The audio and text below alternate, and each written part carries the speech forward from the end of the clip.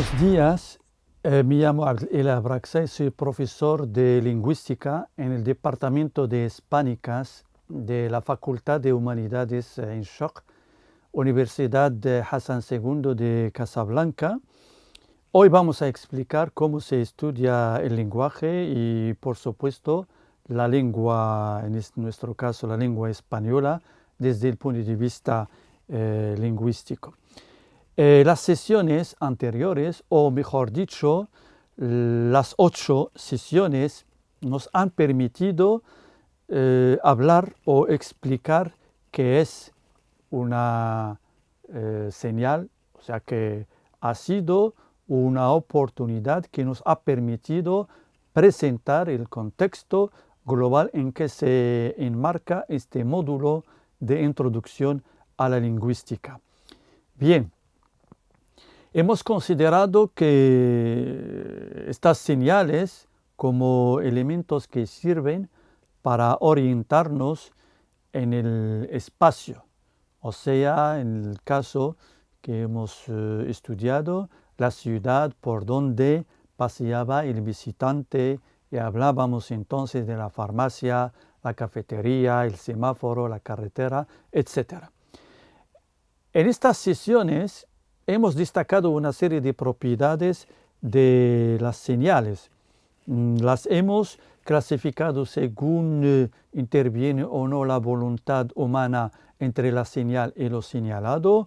Por eso hemos hablado de índices cuando la relación entre la señal y lo señalado es natural, de iconos cuando dicha relación es motivada, y de símbolos o signos convencionales si la relación entre la señal y lo señalado es arbitraria o convencional, es decir, que en ellas interviene la voluntad humana para establecer el lazo entre la señal y lo señalado. En las sesiones anteriores hemos expuesto también los factores indispensables para cualquier proceso de comunicación y que son el emisor, el receptor, el mensaje, el canal, el código y el referente. Relacionadas con estos factores, hemos explicado las funciones del lenguaje, que son otra vez la función expresiva, la función conativa, la función poética, la función fática, la función metalingüística y la función representativa. Hoy vamos a explicar cómo se estudia el lenguaje humano en el marco de la lingüística. De entrada, señalamos que los humanos, para comunicar, combinamos unidades mínimas para construir otras unidades mayores hasta llegar a la unidad máxima que es el texto o el discurso, según algunos estudiosos. ¿Cuáles son estas unidades y cómo se estudian? Es el objeto del MOOC de hoy. En una palabra como casa podemos encontrar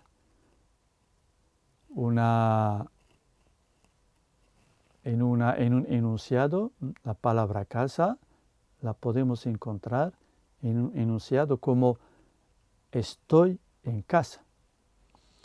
Hemos combinado para formar la palabra casa, hemos combinado 3 sonidos. El sonido K, el sonido S y el sonido o la vocal A. Estos 3 sonidos forman parte de los subsistemas de las consonantes y las vocales de la lengua española y por eso son también fonemas. Como sonidos se estudian dentro de la fonética y como fonemas se estudian dentro de la fonología. ¿Y qué nos dice la fonología en este caso? Nos dice que los fonemas son unidades mínimas, indivisibles y no significativas. Sabemos, por ejemplo, que la palabra también, como el fonema, es una unidad mínima. Pero, a diferencia del fonema, la palabra es divisible, porque podemos subdividir la palabra casa en dos sílabas, ka-sa. La sílaba es también divisible, ka-a-s-a. Ahora bien, si los fonemas son unidades mínimas, indivisibles y no significativas, permiten construir unidades significativas. Es decir, que son unidades que no significan, pero permiten construir algo con significado. Los fonemas se estudian dentro de la fonología, por ejemplo, un ejemplo de cómo se procede en fonología. Peso, la palabra peso y la palabra beso. Hemos obtenido dos palabras con solo cambiar el fonema P por el fonema B. Estos dos fonemas pertenecen a la misma clase que es de las labiales, fonemas labiales, o sea, los sonidos en cuya articulación intervienen los labios. Son también orales, por oposición, por ejemplo, a los sonidos o fonemas nasales como M, N, aunque no es labial. En cuanto al modo de articulación, hemos visto el lugar o punto de articulación que son los labios. Ahora, en cuanto al modo de articulación, P y B son oclusivos, es decir, que en su articulación se interrumpe la salida del aire expirado. P, B. La boca se cierra y el aire sale. Entonces, las dos consonantes tienen en común tres rasgos. Hasta ahora hemos señalado solo dos. El lugar de articulación, los labios, el modo de articulación, salida del aire después de una breve interrupción. El tercer rasgo, la no actuación del velo del paladar, que en los sonidos nasales, como es el caso de la consonante M, se baja permitiendo que el aire que el aire fluya libremente a través de la nariz. Las dos consonantes P y B tienen en común estos rasgos, pero difieren, estos tres rasgos, pero difieren en la actuación o no de las cuerdas vocales. En este caso, actúan en la articulación del fonema B, que por eso mismo es un fonema sonoro, y P, un fonema sordo, porque no vibran las cuerdas vocales.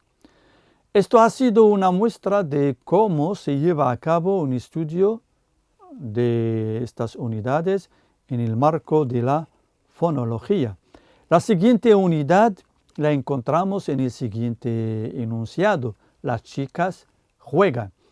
En este enunciado también combinamos una serie de fonemas para construir unidades mayores. Destacamos tres palabras. Las chicas juegan. Destacamos tres palabras. Las, el artículo, el nombre o sustantivo, chicas, el verbo juegan. Lo primero que nos llama la atención en el plano formal es el plural o las marcas de plural. S, en el artículo y en el nombre, las chicas. Y N, también marca de plural, en el verbo. Pero además de plural, encontramos también otras marcas. A, del género femenino en el artículo y en el nombre, las chicas. Y A, en el verbo. Decimos que la vocal A en las tres palabras es una unidad lingüística. A en el verbo expresa tiempo, modo y aspecto. Ahora bien, si hemos dicho que la vocal A en casa es una unidad no significativa, en el enunciado las chicas juegan, los elementos señalados constituyen unidades mínimas como los fonemas, pero significativas a diferencia de los fonemas. Son significativas en la medida en que la vocal A del artículo las y la del nombre chicas indican ambas género femenino. Del mismo modo, la consonante S de estas dos mismas palabras, las y chicas, indica número plural. La consonante N del verbo juegan indica tercera persona también de plural. Estamos en presencia de unidades mínimas, pero significativas. Así la vocal A, la consonante S y la consonante N. En el enunciado las chicas juegan son morfemas. La rama de la lingüística que se ocupa del estudio de los morfemas es la morfología. La tercera unidad es la palabra y se estudia esencialmente en el marco de la semántica, que es el estudio del significado de las palabras del lenguaje. Uno de los ejemplos que nos explican el objeto de estudio de la semántica son los adjetivos de temperatura, frío, tibio, caliente. Se nos dice en este caso que se trata de adjetivos que expresan diferentes grados de temperatura, que viene a ser la base de comparación, es decir, adjetivos de grados de temperatura es lo que tienen en común entre sí frío, tibio, caliente. Esto es más o menos la base de comparación o el rasgo que dichos adjetivos tienen en común. Por eso la oposición entre los tres es gradual. Cada adjetivo expresa un grado de temperatura. Ahora bien, entre los adjetivos pobre, rico, la oposición es privativa. En este caso, cada elemento se opone al otro por la ausencia o presencia de un rasgo. El tercer tipo de oposición se llama equipolente. Es el caso de los adjetivos de color, verde, azul, rojo, amarillo.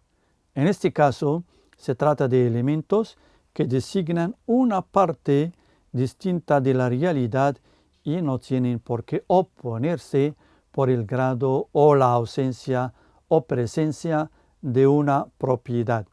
La siguiente unidad es la oración, que es la unidad máxima de análisis lingüístico según algunos estudiosos.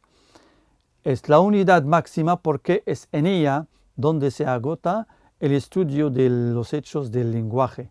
Por ejemplo, cuando se estudia el uso de los tiempos verbales, se ponen como ejemplos oraciones donde aparece la forma del tiempo verbal estudiado. No solo en este caso, también en el estudio del estilo directo e indirecto, los ejemplos son oraciones. Las definiciones de todas las categorías de la lengua se hacen siendo la oración a menudo el punto de partida y de llegada. Si queremos, por ejemplo, explicar la función del adjetivo posesivo su, recurrimos a oraciones. Su libro es interesante, el libro de Juan, es